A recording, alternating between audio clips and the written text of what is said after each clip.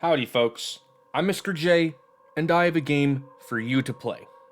What's the game, you may be asking? Dragon Ball Xenoverse. Dragon Ball Xenoverse is a punchy action game about the world of Dragon Ball Z.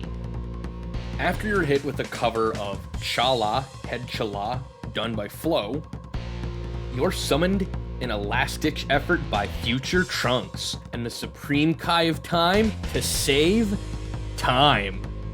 Yeah, baby, you get to be the protagonist of a Dragon Ball game. Oh boy, I couldn't have asked for a better intro or a reason to punch stuff. And after the opening cutscene, it's off to the character customization menu. And you get to choose from Lad, Monkey, Bubblegum, Pickle, and Dwarf. If you're here to become a Super Saiyan, like I did, have fun. If you're hoping the other classes get cool transformation sequences, I'm sorry to disappoint you folks, but cool transformations only happen in the second game. So, once you've picked your poison, you're given exposition, a tutorial, and you're ready to work with the Time Patrol. What you'll be primarily doing in the game is taking a trip down memory lane of all the Dragon Ball crew's past key battles. This includes, but is not limited to, fighting a radish, a vegetable, the off-brand Power Rangers, an angry white gnome, a gaggle of anime Terminators, a 6-year-old bio golem in the frame of a bodybuilder, and the Chad toddler. And whomever else I neglected to mention in the path of the story. Oh yeah, you gotta go back to the past so you can punch the game's obligatory new antagonists. The fresh off the chopping block evildoers you fight against are Toa and Mira. Or as I like to call them, Simpate and Thumb. Simpate is the one who does all the thinky stuff, while Thumb tries punching you into a fine paste. They're going through time and space to make you punch people for fighting energy for their own mysterious ends. What, you think this is a joke? Well, of course it is. It's Dragon Ball. Every problem is solved by punching things. Now you may be asking, how do I fight off Simpate and Thumb? Luckily for you, you have a wide array of skills to buy and learn at your disposal. And your teacher? It can be your favorite character or your least admired antagonist. Aside from having to make a whole other character to choose class-specific skills, you're spoiled for choice. I picked a male Saiyan and a skill set to keep Super Saiyan constantly active, so I can abuse my special attacks. Now, why did I choose to do this? Because I like thrashing my opponents into the ground with unrelenting force? Maybe?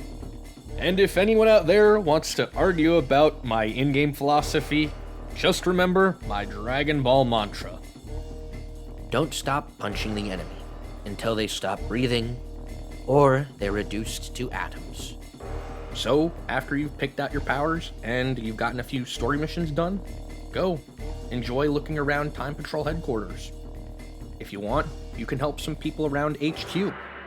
Or you can play a few Time Patrol missions and grab some sweet, near unattainable loot. Take some time to practice and get used to the skills that you've acquired and customize loadouts at your leisure. Then, once you feel like you want to grow a little more as a character, head down to Little Namek, where Grandmaster Guru will reach deep within you and take hold of your essence, unlocking your level cap. And at this point, you should be almost done with your journey and closing in on Simpate and Thumb's evil plan to bring their boss back from between the cracks of time. But not before you turn Thumb into dirty fireworks. It is here where you must face the most evil of evil Dragon Ball villains. Another obstacle that is overcome with the power of love, friendship, and throaty guttural screeching. You fight him on the giant hourglass, then you fight him in the crystal dimension, and then Goku shows up. Then the both of you turn Baddie McBad Guy into my mother's cooking. After the ensuing battle, the Supreme Kai of Time sends Goku back home.